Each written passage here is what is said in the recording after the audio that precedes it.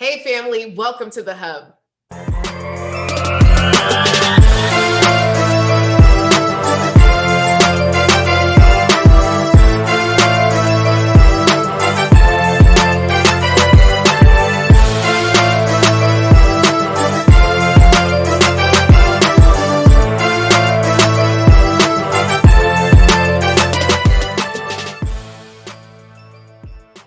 So today I am so excited. I have a new Clubhouse friend and her name is Dr. Candyce Briggs. She's in Atlanta, ATL shorty. She's a holistic practitioner and she also helps parents not kill their children. I'm just saying, okay. like she can coach you through some things with your kids. Come on. She's a mental health consultant and we are so happy to have you here, Dr. Briggs. Welcome. Yes, thank you so much for having me here. I'm just excited. I'm glad you considered me. So, yes, thank you for the warm welcome. Oh, no problem, girl. So, this is not a parent coaching episode, so we will not go that way. We won't, not today. So we're gonna talk offline about that. But when it comes to love, because we're nosy over here on the Coach Cash Show, when it comes to love, tell me a little bit about your love journey. Gosh, my love journey it's been a roller coaster. That's what I'll say. But it's been maybe like the most healing for me. I think in the last couple of years, I've just experienced different parts of myself through relationships. And so one of the things that I think has been like the healing part of me is just understanding that first in relationships, there got to be a balance. There has to be a lot of understanding and transparency. And so I will admit that in the past, it has been difficult for me to be transparent and showing up as my authentic self. So that is one thing that I feel like in my relationships have been, in the past, maybe have been a little more challenging because both of us, I think we weren't afraid of being vulnerable at times and just being ourselves, Yeah, that definitely can be tough, right? Vulnerability is definitely a key in terms of having a happy relationship. So I remember you sending me a message before we had this interview today, and she was like, you know what? Hey guys, I have a little bit of a change in my look, just in case, just to let you know. And let me say, girl, you are killing it. Okay. Fierce with it. So you want to share like a little bit of what's going on with you in terms of your new look? Yeah. I have struggled. In 2019, I was actually diagnosed with alopecia and psoriasis. So that is a significant hair loss since then. So over the years, I mean, I've been doing a lot of things with just trying to get my health together, with just, trying different things for healing, but it was still a challenge with my hair. And I don't know, for people who really know me, they know that I love hair. Okay. I had all different kinds of hairstyles, different kinds of wigs and all things. So it was very personal to me when I realized that my hair was not, growing, it was falling out. I wanted to initially get a haircut that would fit my face. Went to the barbershop and I asked him for that. And he's like, sis, I don't know if we're going to be able to do all that because it was just go bald. And I was like, excuse me, I never would have thought that. And then the first thing I thought was, how is everybody going to receive me, especially in like dating? Like, I got so used to men complimenting me on my hair and just, the thought and the idea that I wouldn't have any, I was kind of in this place of like, am I going to still, be desired? Are men still going to be attracted to me? How are people going to question my whole sexuality and everything? Like, it was just thoughts. And I tell you now that this is the most liberating thing that I've probably done thus far in my life is really just cutting it off. And I'm so happy that my barber, he kind of had this talk and he was like cheering me on, like, oh, you got it, girl. Just go on and do it.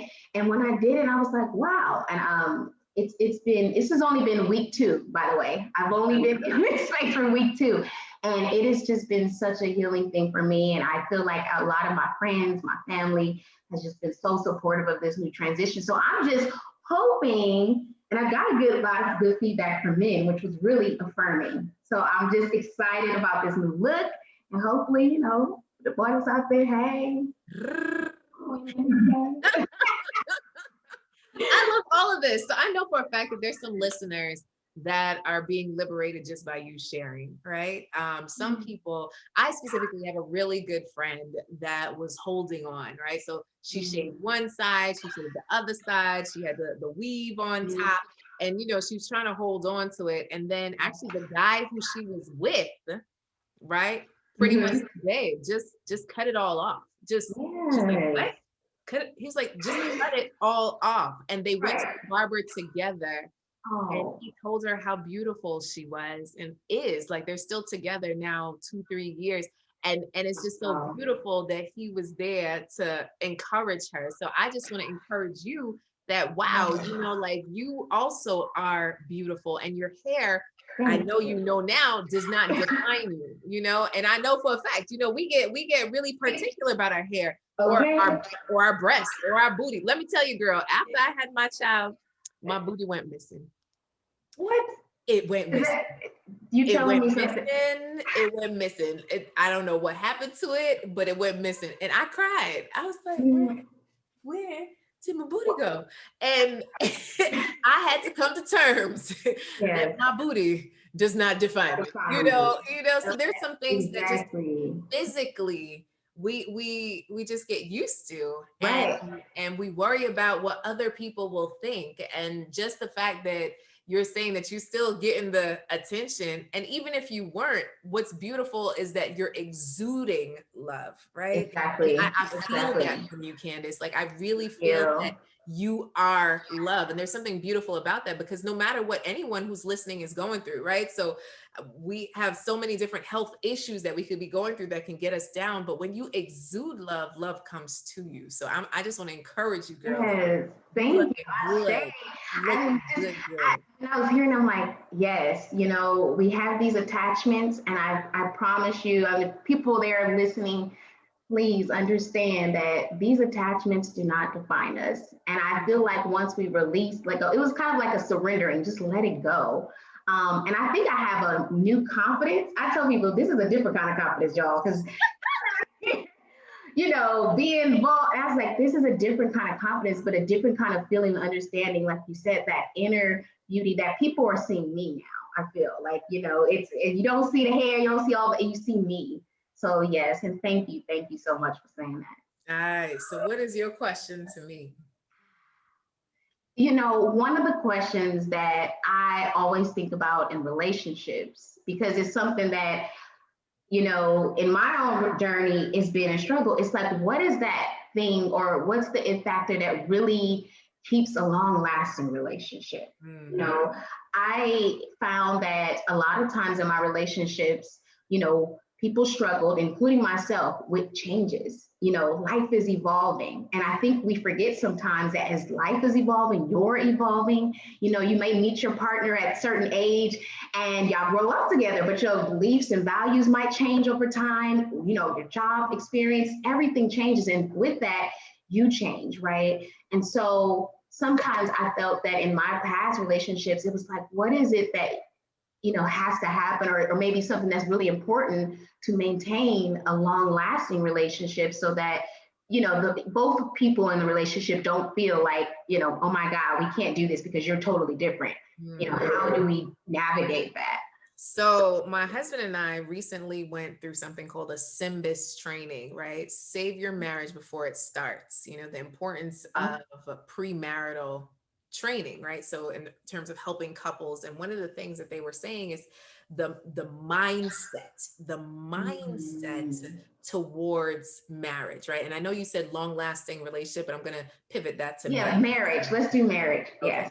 So with marriage, having a resolute mindset. So meaning I'm in it for the long haul. I'm in it to win it. When you have that mindset, then as things come up, divorce is not an option. So one of the things when my husband and I started dating and it was getting serious, I remember, actually before we were serious, we really liked each other. I remember we had an argument and he left my house. And I said, oh, it's like that. And I remember him coming back 5 minutes later saying, oh, well, you didn't run after me. You didn't come for me. I said, what movie you been watching? Right? Like this ain't, Coming to America, I don't know, whatever romantic, insert romantic comedy there. So I was just like, this is not that, right? If we have a disagreement, you could go to another room, but if you walk out, storm out, slamming doors and such, like that doesn't work for me. So on that day, we had an agreement that when you leave, you leave. But if you stay, you're staying, right? So once we got married, that translated to divorce is off the table. It is not something we play with. It is not something we throw out there. It is not an option. So when you take that off the table as an option, the only other thing to do is work it out.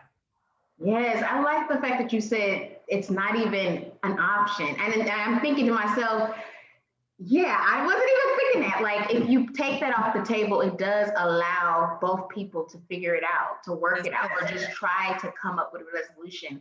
And I think I'll admit in my past, it's just been, that was an easy way out. I've learned, unfortunately, like things aren't working, you just let it go. Right. And it's like that happy medium. When do you know it's worth it? And I hear you when you say when both people have the mindset and intention of, working it through, right. Not, you have to have that conversation. So first, to you, right? So I was talking to a client, was it today or last night? One of those. And she was just saying that, okay, she went on a date. She's dating this guy. They're now exclusive. He's waiting till marriage to have sex. She's like, I don't know if I'm gonna make it, Coach Cass. I don't know if I'll make it. I'm like, look, put a sticky on your girl. Like hold it. Yes, girl. So, she's now having a hard time. I'm like, no, actually, he has a hard time. You ain't got a hard time. Anyway, so I said, you have to think about the big picture, right? Do you want a long time relationship or a short time relationship? Like, what is your focus? Is your focus just to, sizzle and fizzle and have fun? Like, yeah, you could do that with anybody. You could do that with your girlfriends. You could do it with your fling thing. You could do it with your maintenance man. But the person that you're trying to really be with right now, like, let's put things in perspective. Why must everything be so rushed, right? Why must it all happen so quickly? Why must you make up your mind, is this my husband in 3 days? Like, why the angst? Am I stepping on your toes? And am I messing with your eyelashes, kids? I was like, oh yeah, I know. Why? Why do we do that? I don't. Right. So these are our own pressures that we put on ourselves. Like, yes, you probably have family members that are saying, well, why aren't you married yet? Right. We always have that, no matter the age, 40, 60, wherever, right? It's like, where's your man? Right. But if we start to take away the pressure and realize that these people don't live with us, they're not rubbing our feet, they're not paying our bills. So it really doesn't matter the foolishness that they have to say about your womb or your ring, or your fingers, right? Whatever's on your fingers. Okay. So when you start to realize that, okay, it's my life, my life, right? So it's my life in the sunshine, right? Okay. Then you take a step back to say, okay, well, all right, even if this guy chooses me, do I choose him? Right? Because sometimes we kind of sit back and wait to be chosen, like, oh, somebody likes me, and somebody likes me. Hey, exactly. Hey. But then when you look at it, you're like, wait a second, I don't know about this brother. I don't know about him, right? So we have to remember that it's two people choosing each other. Yeah. And then from there, okay, well, what does life look like? Where does he turn to when he's angry and upset? Where does he turn to when he needs to make a hard decision? Who does he consult? Who is his counsel? These are the things, right?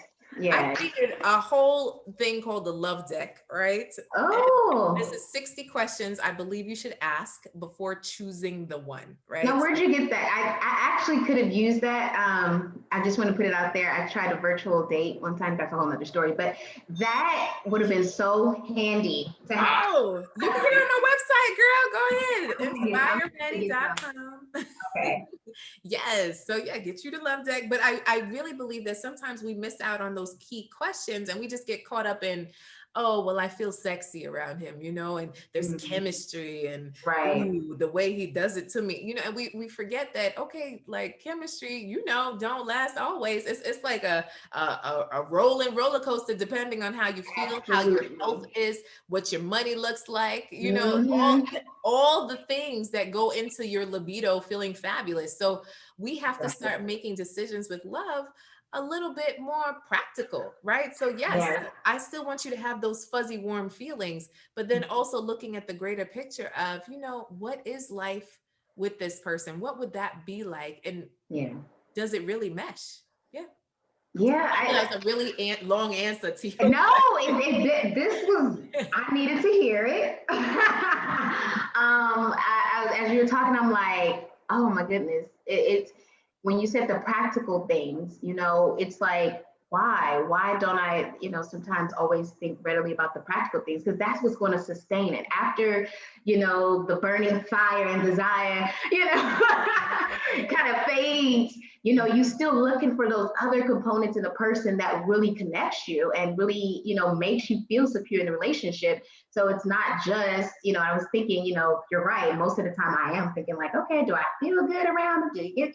And I'm like, I think I feel good around a lot of people. I have good chemistry with a lot of people. But is that going to really, sustain me in a partnership with somebody? What are the other things that I need? And so um, I'm definitely going to get your questions, because I realized just this past week when I was just doing a virtual day, I'm like, I don't know, like, what do I say? This dating thing is like struggle bus a little bit for me. And I'm like, wow, I didn't realize that I need to really tap into understanding how to best communicate with men, how to best like connect with them.